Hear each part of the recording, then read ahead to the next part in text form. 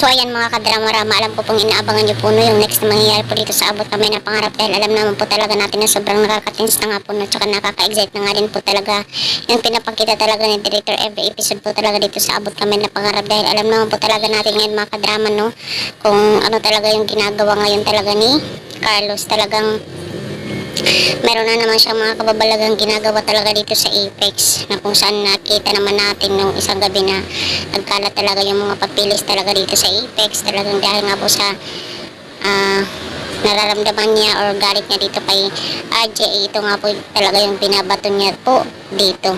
Alam naman po talaga natin mga kadrama no, na itong si Carlos talaga malaki yung pagpapanggap niya talaga na isa siyang baliw daw, pero hindi naman po talaga yung totoo, kahit na alam naman po talaga natin na nasa mental institution siya, pero alam naman po talaga natin na meron siyang mga konsyabang ito ganyan, kaya nakakalabas po talaga itong si Carlos. At alam naman po talaga natin na hindi talaga yan habang buhay talaga magiging ganyan si Carlos.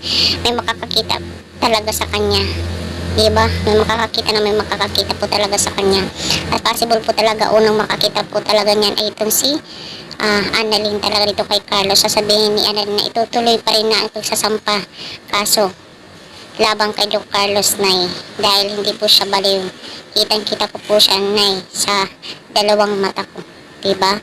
Dahil alam naman po talaga natin ang dahil nga po sa kalagayan po ni Carlos noon, talagang naawa itong si Lynette, dahil nga din po sa sinabi din ni Harry na kung pwede iurong na lang niya yung sampa dito ang kaso dito kay kay Carlos, dahil nga po sa kanyang kalagayan, kaya naawa itong si Lynette. Pero yun ay hindi nila alam, ay malaking pagpapanggap lang po yun para pawaan po talaga siya ni Lynette, para talaga yung hatol niya, diba? Pero yung nangyari po kay Irene, ano naman lang yun, diba? Parang wala na lang.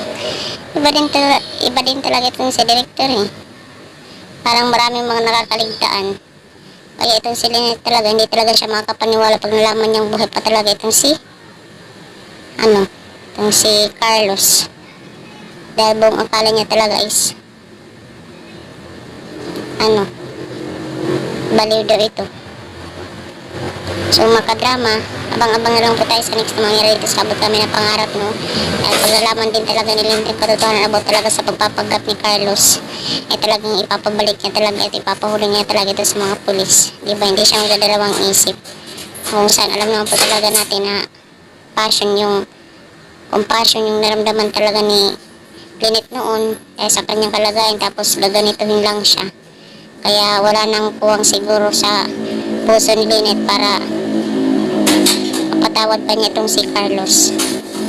Kaya mga kadrama, tingnan na lang po talaga natin yung next mangyayari dito sa Abot Kamay na Pangarap. Sana nga po no, is malapit na din talaga matapos yung drama na to.